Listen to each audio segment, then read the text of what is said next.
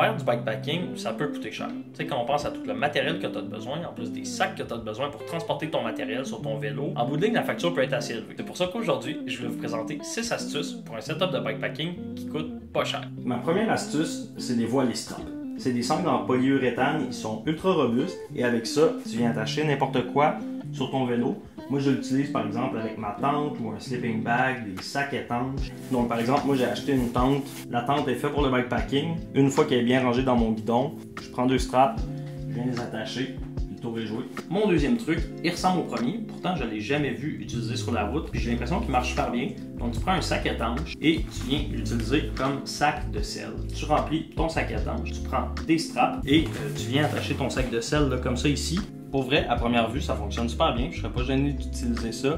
Puis, ce que j'ai lu sur Internet, c'est que plus il va être rempli, mieux ça va aller, moins il va basculer. Dernière chose, contrairement à un sac de sel qui s'ouvre par ici, là, votre sac va s'ouvrir ici. Donc, il faut le démonter à chaque fois pour aller chercher des choses, mais normalement, de toute façon, on est arrêté, donc ça ne devrait pas être un problème. Mon troisième truc, le tube de sel et notre guidon. C'est un truc d'économie, mais aussi d'économie d'espace. En bikepacking, on commence souvent à être vraiment chargé à pleine capacité et c'est là qu'on voit apparaître des petits sacs comme par exemple des top tote bags et c'est là qu'on va chercher des économies d'espace. Moi, dans mon cas ici, j'ai quelques allumettes que je veux garder au sec. Donc, je les mets là-dedans. Il y a des gens qui mettent de l'argent. J'ai un canif. Je le mets là-dedans. Après ça, je remets dans le bout. Tour est joué. Le quatrième truc, c'est d'utiliser la fourche pour mettre une autre bouteille d'eau ou un autre sac sans avoir à acheter des racks qui existent pour ce faire. Donc là, je vais utiliser quelque chose, un peu de tape quand même, une vieille semelle, mais jamais utilisé. Juste l'attacher comme ça paraît quasiment bien pour vrai. Ici, j'ai une strap en velcro.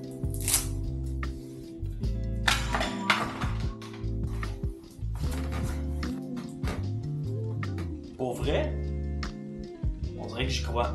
Une autre option que vous pourriez vouloir considérer, c'est d'attacher un sac mécano, qui sont des petits sacs de sel à outils qui se plient. Moi, dans ce cas-ci, j'ai mis mon matelas de sol dedans, donc c'est vraiment pas lourd et ça sauve quand même de la place là, dans mon sac arrière.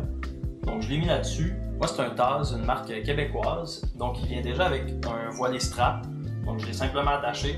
J'ai rajouté un autre velcro en haut, toujours avec ma semelle ou du tape pour protéger la fourche. Puis, honnêtement, c'est ultra solide, là, j'ai aucun doute que ça va tenir, surtout que le matelas de sol c'est pas très lourd. Donc, le cinquième truc, et non le moindre, c'est niaiseux, mais c'est d'aller dans les friperies.